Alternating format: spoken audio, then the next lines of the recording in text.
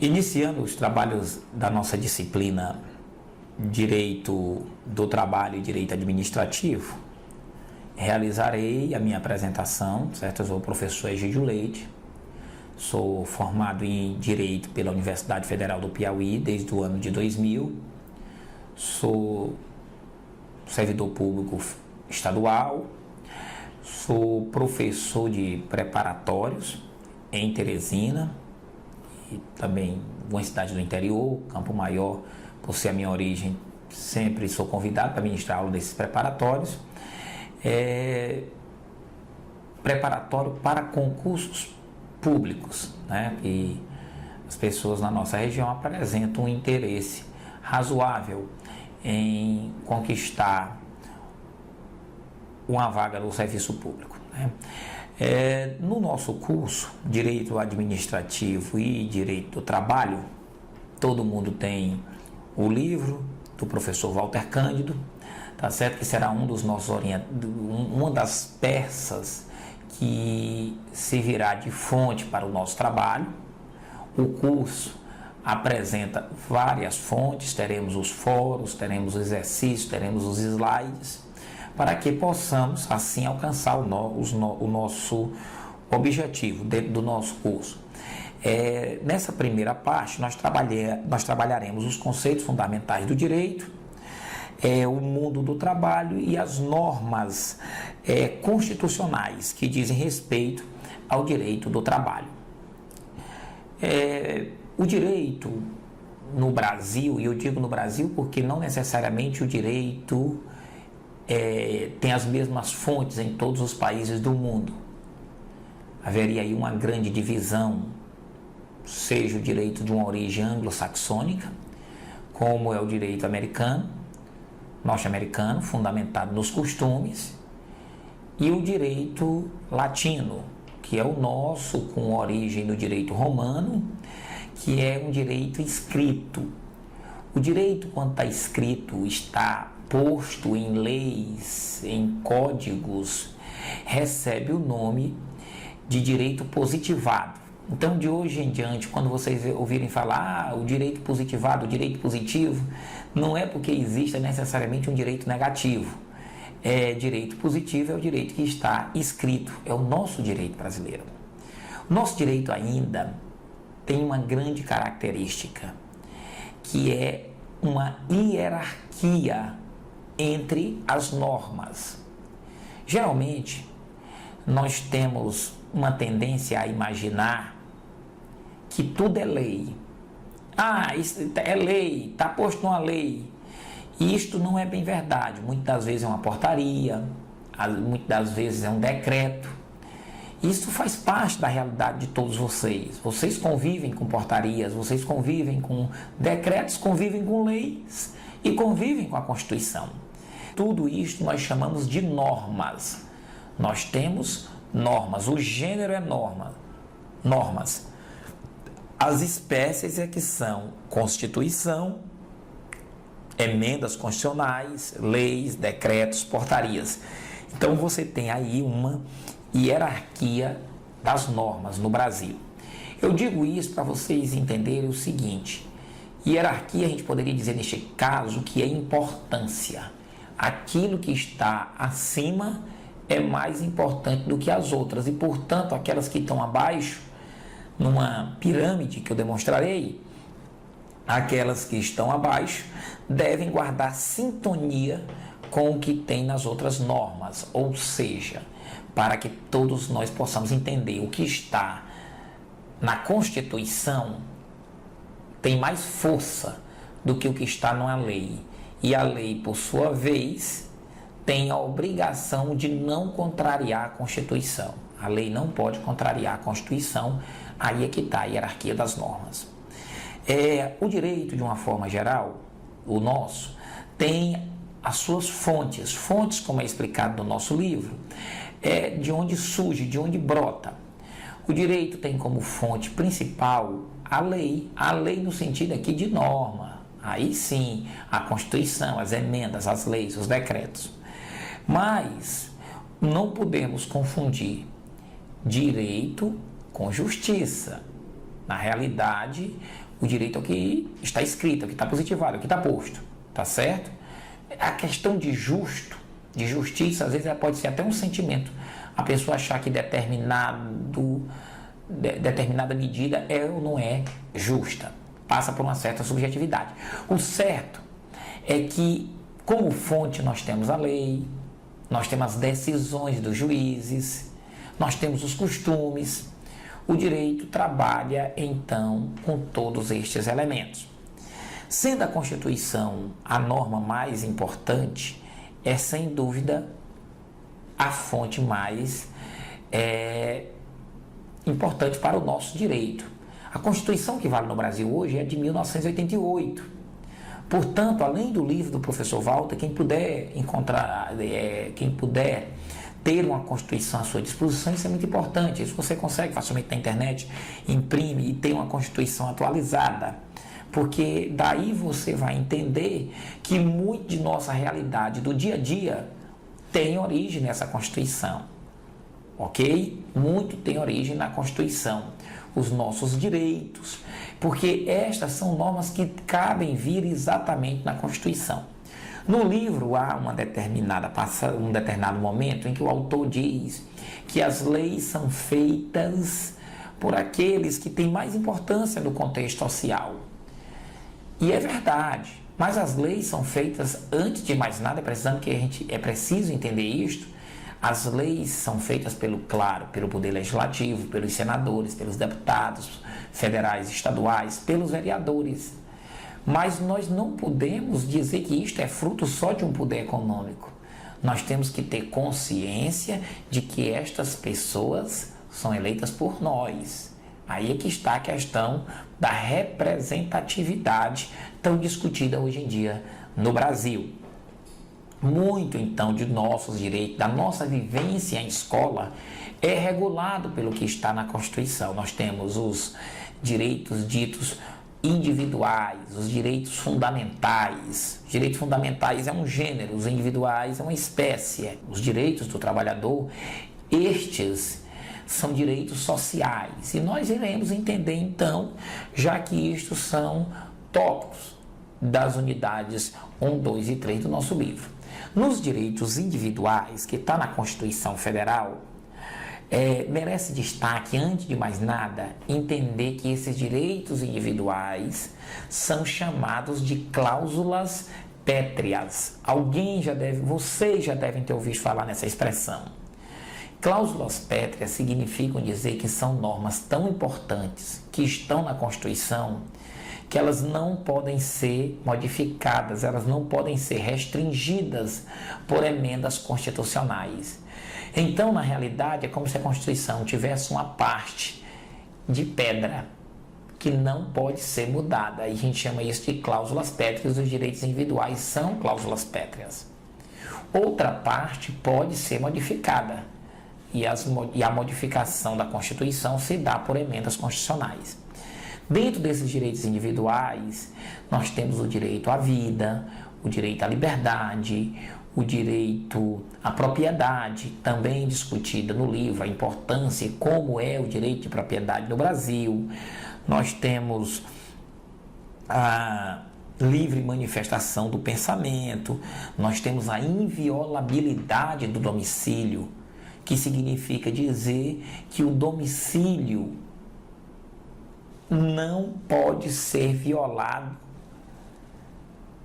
mesmo que seja por agentes representantes do Estado.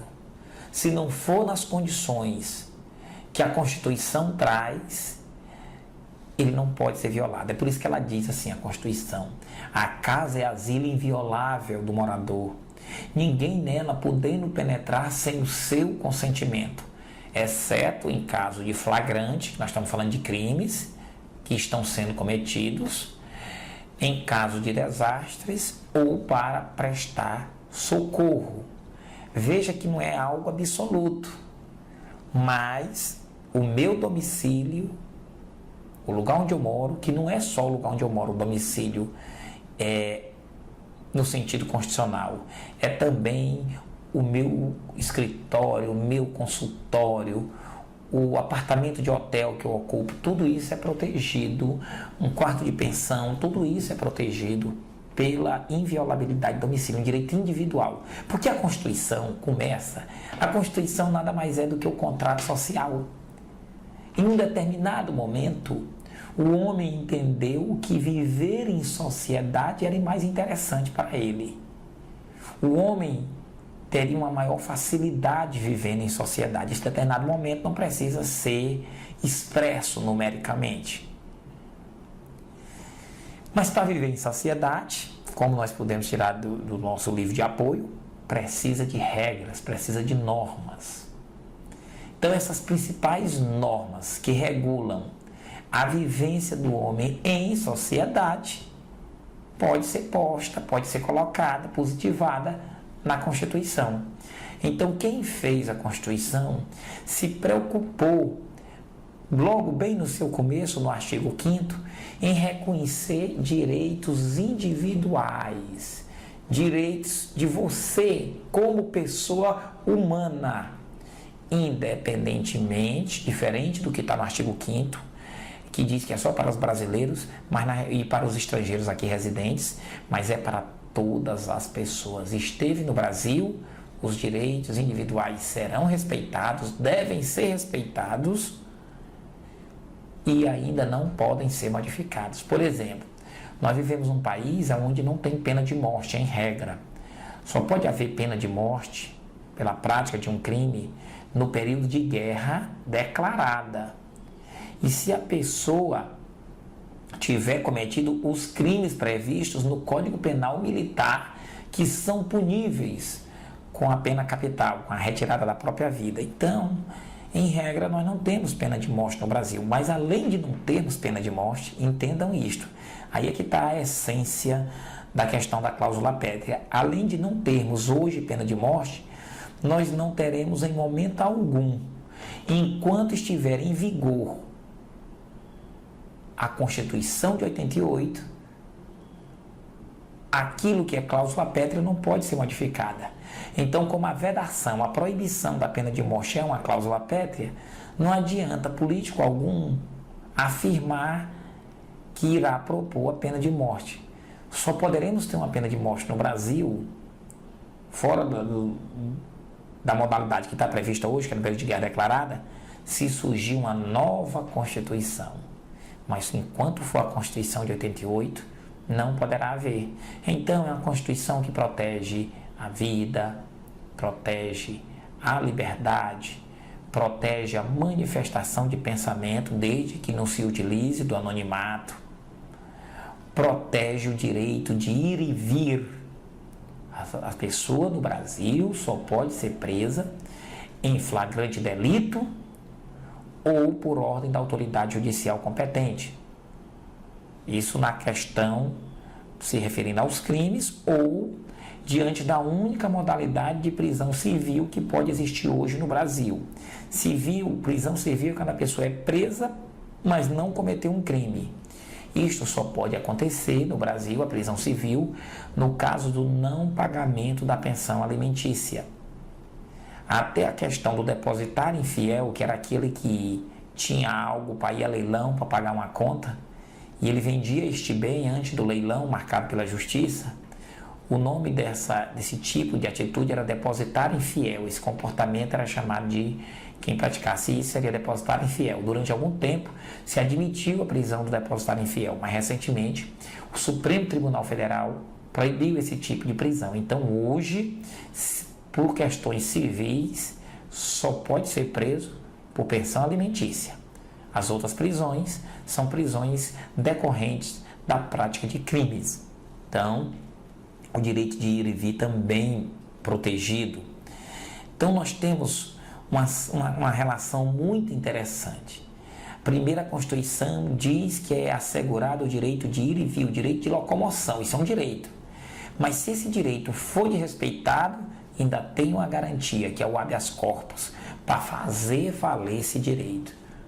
Todos estes elementos fazem parte do artigo 5º da Constituição, que são os direitos e garantias individuais e coletivos. O direito de reunião, o direito de associação.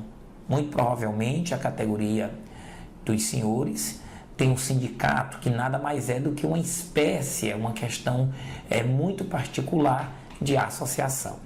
Também está na Constituição, pela sua importância, os direitos sociais, a partir do artigo 7º. Vários são os direitos sociais. Os direitos sociais, a bem da verdade, eles são enumerados no artigo 6º. Direito ao trabalho, ao lazer, à segurança.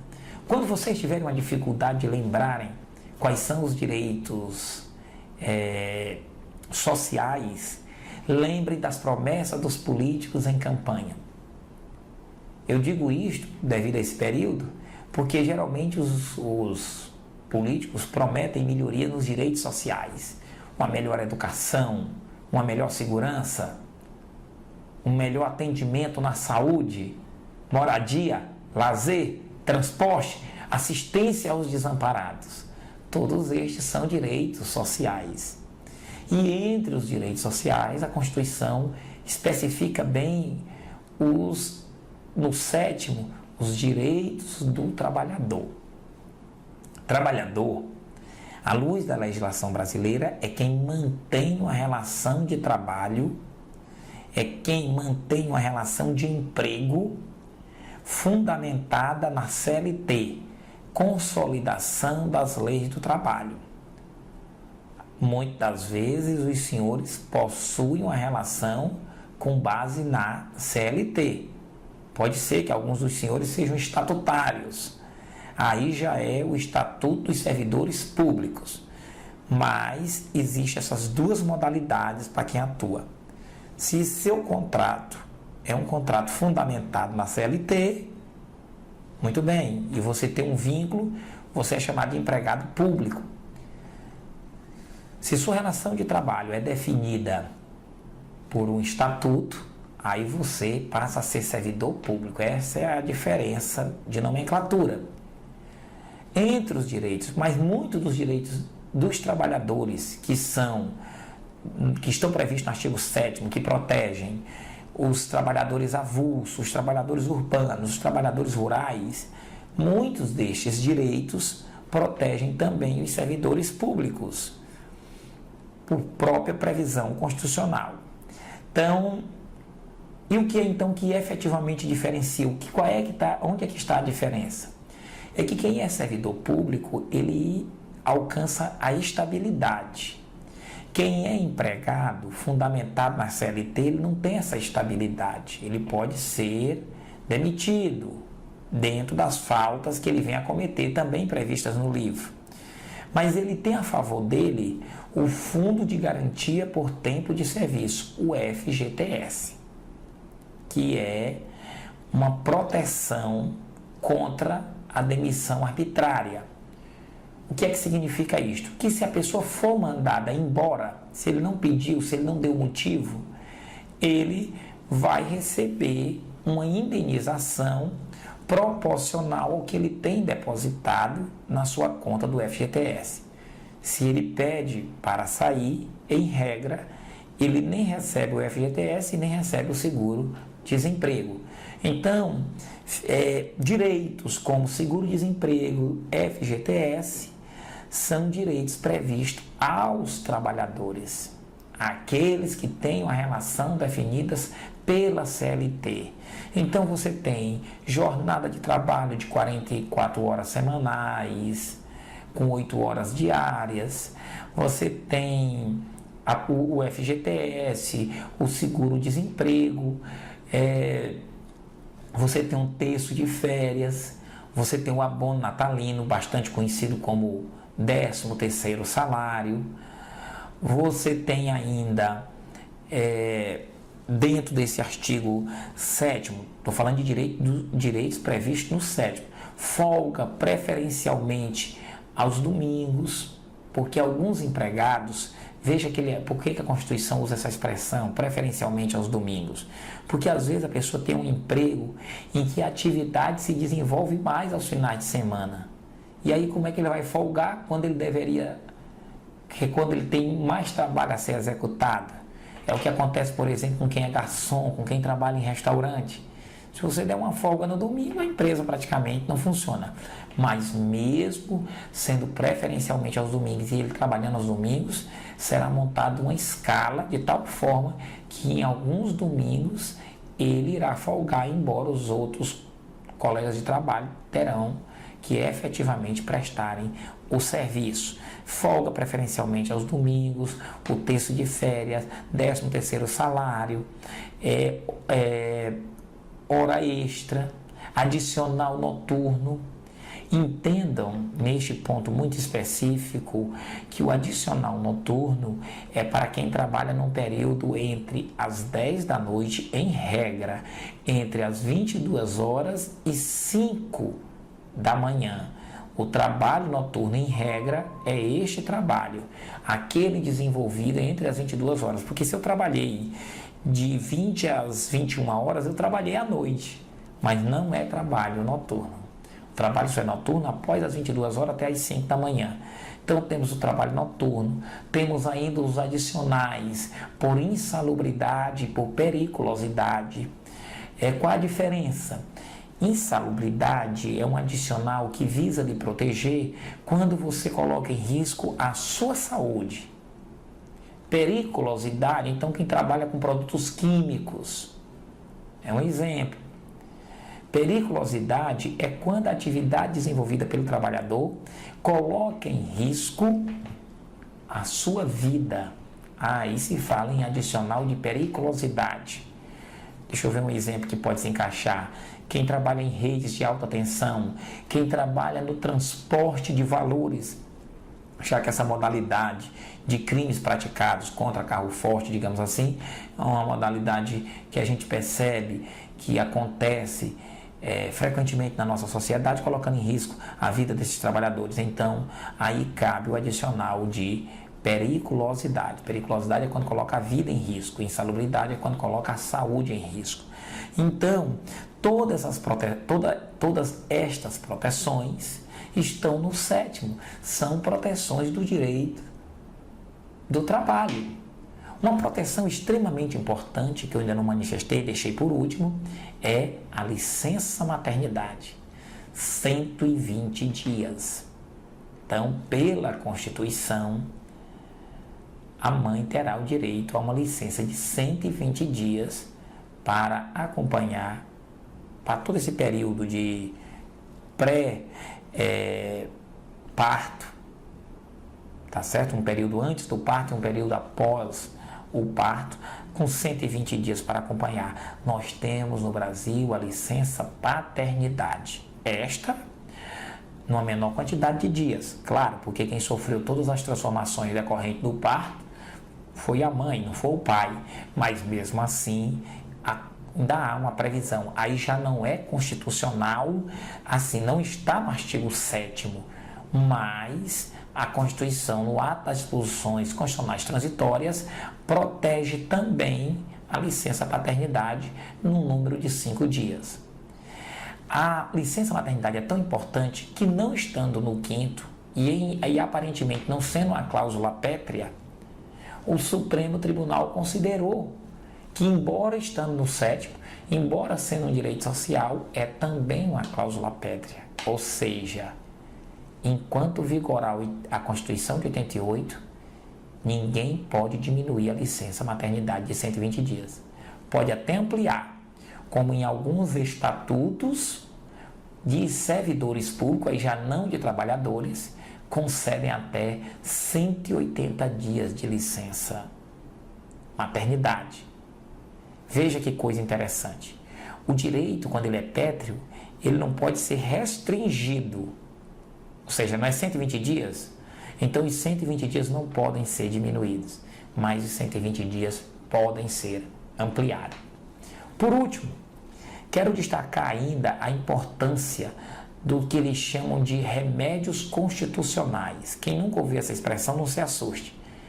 São chamados de remédios porque, quando alguns direitos nossos são desrespeitados, eles são utilizados como remédios para fazer com que esses direitos, esses males que alcançam as pessoas, juridicamente falando, possam ser corrigidos. Então, se a pessoa sofre uma restrição no direito de locomoção, um abuso, tem o habeas corpus. Uma ofensa ao direito líquido e certo, desde que não seja caso de habeas corpus e nem habeas data, ele tem o mandado de segurança a seu favor, que é para proteger direitos que a gente possa provar desde o início. Eu tenho idade para me aposentar, eu tenho tempo de contribuição para me aposentar e minha aposentadoria foi negada. Eu provo desde o início que eu tenho idade e tempo de contribuição. Então, ingressarei com mandado de segurança. Habeas data é quando eu desejar corrigir ou tomar conhecimento de dados de minha pessoa. O meu nome está errado, meu RG está errado, meu CPF está errado. Esses dados que me acompanham pela toda a minha vida, estado civil, local onde nasceu, RG, CPF. Então, se eu desejo corrigir, utilizarei o habeas data. Corrigir ou tomar conhecimento se esse dado está em algum banco de dados público. Eu desejo saber se meu nome está no SPC. Não me disseram, não me deram informação alguma. Ingressarei com habeas data para que o SPC diga se meu nome está ou não lá registrado.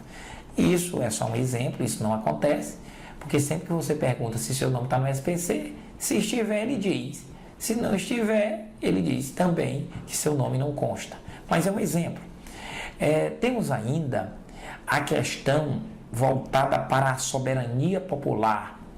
Temos os remédios que protegem aqueles direitos relacionados com o exercício dos direitos políticos.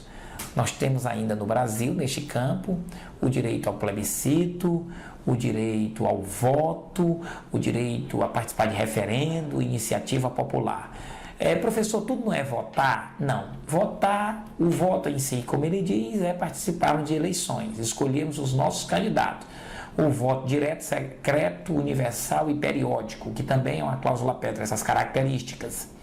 Mas além de votar, nós podemos participar de plebiscitos, que é quando nós somos consultados antes de uma tomada de decisão. O que caracteriza o plebiscito é isto. Nos consultam para saber se tomarão ou não alguma decisão. Por exemplo, discute-se muito a divisão do estado do Piauí.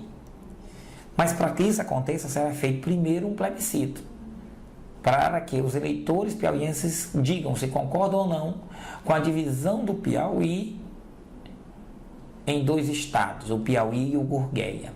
Então, isto é um plebiscito. Se consulta antes para depois tomar uma decisão. Referendo também é uma consulta popular.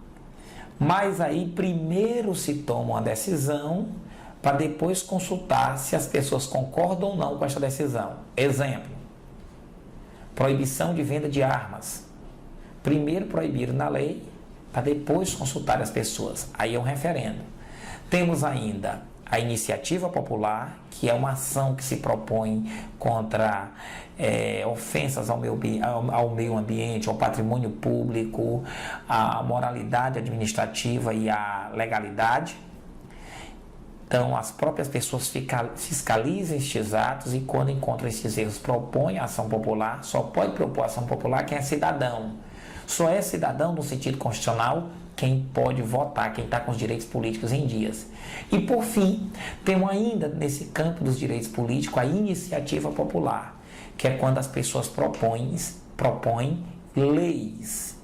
Ou seja, nós temos tantos deputados, nós temos tantos senadores, mas às vezes acontece que as leis ainda surgem de uma proposta das pessoas e não deles políticos. Por que tem no Brasil 81 senadores, 513 deputados? Por que uma lei será proposta, professor, pelo povo? Porque são leis que possam não interessar aos políticos, como é o caso da ficha limpa. Daí se recolhe assinaturas de 1% do eleitorado do Brasil em 5 unidades federativas, estados ou Distrito Federal, sendo que em cada unidade federativa deve ter a assinatura de um determinado percentual de eleitores. Quando eu somo estas assinaturas dos 5 estados, tem que dar 1% do eleitorado. Aí, aquelas assinaturas têm força de propor um projeto de lei. Isto é a iniciativa popular. Gente, para este nosso primeiro encontro, dizer da satisfação que é participar desse programa, poder conversar com vocês e dizer que estaremos abertos a uma série de discussões que serão realizadas ao longo do curso com os outros meios oferecidos, seja nos nossos exercícios, seja nos nossos slides, seja nos nossos fóruns. Meu muito obrigado, desejar muita paz e muita luz para todos vocês. Tudo de bom.